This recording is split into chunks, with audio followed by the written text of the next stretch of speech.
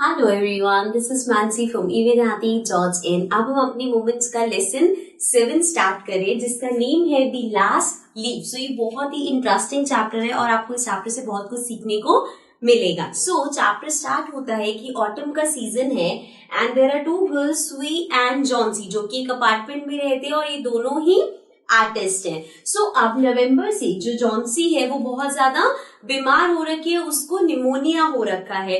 अब सुई उसके लिए बहुत ज्यादा वरीड है बिकॉज वो इतनी अच्छे से रिकवर नहीं करी। डॉक्टर डेली चेकअप के लिए आते हैं बट इतनी उसमें कोई रिकवरी नहीं दिखती। तो एक बार जब डॉक्टर चेकअप कर रहे थे, एग्जामिन करने के बाद वो बाहर जाते हैं और सुई को बाहर बुला के पूछते हैं क्या कोई ऐसी प्रॉब्लम है जॉन्सी को या कोई चीज है जिसकी वजह से वो बहुत अपसेट है।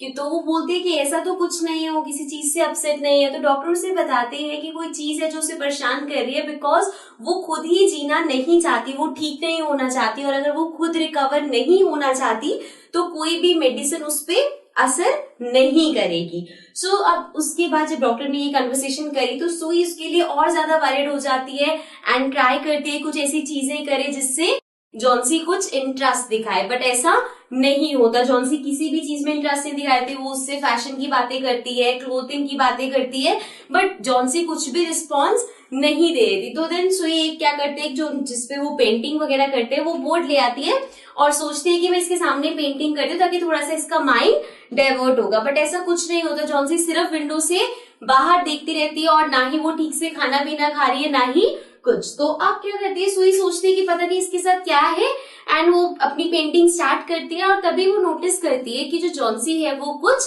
बड़बड़ा रही है या कुछ विस्पर कर रही है। तो वो उसके पास जाती है तो वो देखती है कि वो उल्टी काउंटिंग आ रही होती है, जैसे कि 9, 8, 7 इस तरह से वो काउंटिंग बोल रही होती है। तो वो उससे पूछती है कि तुम क्या काउंट कर रही हो। तो वो देखती है विंडो पे, जिस विंडो पे बार बार जॉन्सी बाहर देखती रहती है, वहां पे एक ईवी क्रिपर है। ईवी क्रिपर बेसिकली क्या होता है, आपने देखो वो कुछ पेड़ होती है जिसकी ऐसी डालियां निकलती रहती हैं एंड उस पे पत्ते होते हैं। तो वो डाली अब उनके जो विंडो है वहां तक पहुंच गई है और वही इसको काउंट कर रही होती है। तो सुई उससे पूछती है कि क्या काउंट कर रही है, तो वो उसे बताती है कि कुछ टाइम पहले तक ये जो बेल है इसके ऊपर बहुत सारे ऑलमोस्ट 100 लीव्स थी और अब देखो सिर्फ 6 या 5 लीव्स यहाँ पे बची हैं और जब ये लीव्स भी शेड हो जाएंगी तो मैं मर जाऊंगी। जब लास्ट लीव शेड होगी तो उसके साथ ही मैं भी मर जाऊंगी। तो अब से वो जो सुई है उसको बहुत गुस्सा आती है, तुम कैसी बातें कर रही हो, ऑटम का सीजन है, लीव्स तो शेड होंगी, इतनी तेज विंड चल रही है, इतना कुछ हो रहा है, तो इसमें तुम्हें अपनी बीमारी को क्यों बीच में ला रही हो। डॉक्टर ने बोला है तुम बिल्कुल ठीक हो जाओगी, ये सब चीजें मत सोचो। अब वो सोचते हैं कि मैं कर्टन वगैरह कर देती ताकि वो विंडो के बाहर ना देखे, बट वो ऐसा नहीं कर सकती बिकॉज उसको एक पेंटिंग बनानी। तो वो बताती है जॉन्सी को कि मुझे पेंटिंग बनानी है और मुझे रोशनी चाहिए, इसलिए मैं कर्टेन्स नहीं कर सकती, लेकिन तुम मुझे प्रॉमिस करो कि तुम विंडो के बाहर नहीं देखोगे और आराम से सो जाओगी। एंड देन वो कहती है चलो ठीक है, उसकी बात मान लेती है, लेकिन वो बोलती है कि तुम जल्दी कंप्लीट कर लेना बिकॉज लास्ट लीव को गिरते हुए मैं देखना चाहती हूँ।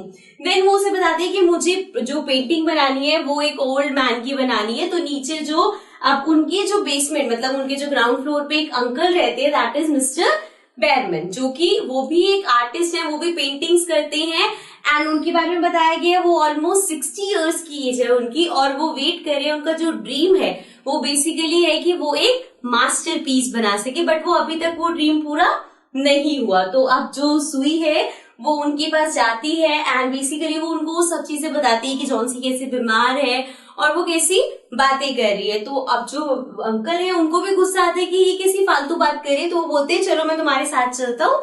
तो जब वो ऊपर जाते हैं तो वो देखते हैं तब तक जॉन्सी सो चुकी होती है। तो वो अगर दूसरे रूम में आ जाते हैं एंड वहां पे जो अंकल है वो कुछ सोचते हैं एंड देन बिना कुछ बोले वो चले जाते हैं वापस। अब नेक्स्ट डे जब वो लोग सो के उठते हैं तो जॉन्सी उसे बोलती है सुई को कि कर्टेन्स ओपन कर दो।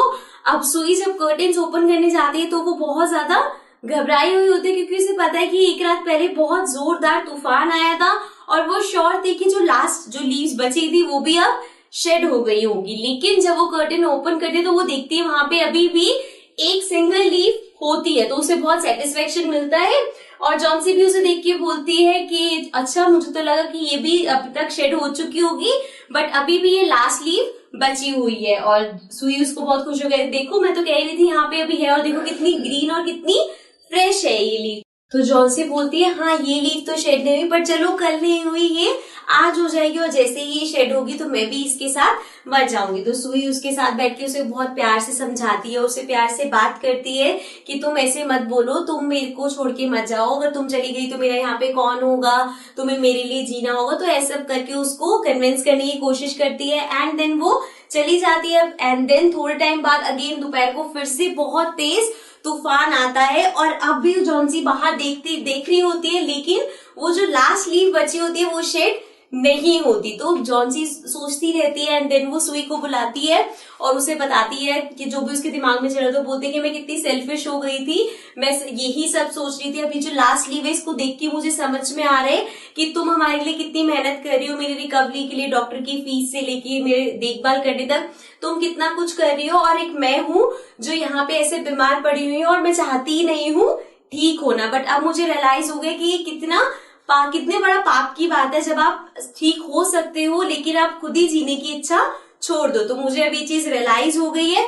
अब जब उसे वो रियलाइज होता है तो वो एक दूसरे को हक करते हैं, धीरे धीरे फिर जॉन्सी रिकवर होना स्टार्ट हो जाती है, और वो जो लास्ट लीव है वो अभी तक शेड नहीं होती। तो डॉक्टर आते हैं चेकअप के लिए, तो वो बोलते हैं कि वो रिकवर कर रही है, वो खुद ही जीना चाहती है, तो वो बहुत जल्दी रिकवर भी हो जाएगी। एंड देन वो बोलते हैं कि मैं नीचे जा रहा हूँ, बिकॉज नीचे जो ये अंकल थे ना उनके बेयरमैन है उनको भी सेम डिजीज हो रही है, उन्हें भी निमोनिया हुआ है, बट वो बहुत ज्यादा वीक है, और मुझे डॉक्टर बताता है कि मुझे उनके बचने के चांसेस नहीं लगते। तो उसके बाद डॉक्टर चला जाता है, एंड देन जो सुई है वो जॉन्सी के पास आके बताती है कि तुम्हें पता है नीचे जो अंकल है उनकी डेथ हो गई है, उनको भी 2 दिन पहले ही निमोनिया हुआ था। जो उनका बेड है उसके पास उनको एक वो मिला, जो क्या बोलते हैं, पेंट का बॉक्स था, एक लेटर थी, एक लेंटर था, और परसों जो हमारे जो यहाँ के जैसे बिल्डिंग का जो देखभाल करने वाला होता है वो आया था, तो उसने देखा कि वो एकदम गीले हो रखे थे। 2 दिन पहले की बात है ये, वो बहुत ज्यादा, शायद जिस दिन वो स्टॉर्म आया था उस दिन वो इतना ज्यादा भीग गए थे। तो उसके बाद जॉन्सी भी सोचते, तो स्वीट बताते कि क्या तुम्हें अभी भी समझ नहीं आया। तो वो पूछती है क्या, तो वो बोलते हैं जो तुम बाहर लीव देखती हो, क्या तुम सोचते नहीं हो कि इतने तूफान में, इतनी बारिश में ये अभी तक शेड क्यों नहीं हुआ। तो वो पूछती है क्यों, तो वो उसे बताती है कि एक्चुअल में वो जो बेयरमैन है उसका मास्टरपीस है। मास्टरपीस है का क्या मतलब है कि ये जो लास्ट लीव थी वो बेसिकली जो जिस दिन स्टॉर्म आया था उस दिन बेयरमैन ने लेडर की हेल्प से, लेडर लगा के वहां पे ये जो लीफ उसे दिखती है वो एक्चुअल में पेंट करी थी, एंड उस लीफ की वजह से जॉन्सी रिकवर हो पाई, उसको बेटर फील हो पाए। तो बेसिकली इसीलिए जो सुई है वो उसको उनका मास्टरपीस बोलती है। ओके, सो ये थी पूरी स्टोरी। आई होप आपको स्टोरी अच्छी लगी होगी, एंड ऑल्सो आपको पूरी स्टोरी समझ आ गई होगी, एंड अब इसके जो क्वेश्चन आंसर्स है वो आप अच्छे से अटेम्प्ट कर पाओगे। So that's it from my side. I will be coming back again with some new story. Till then take care and bye bye.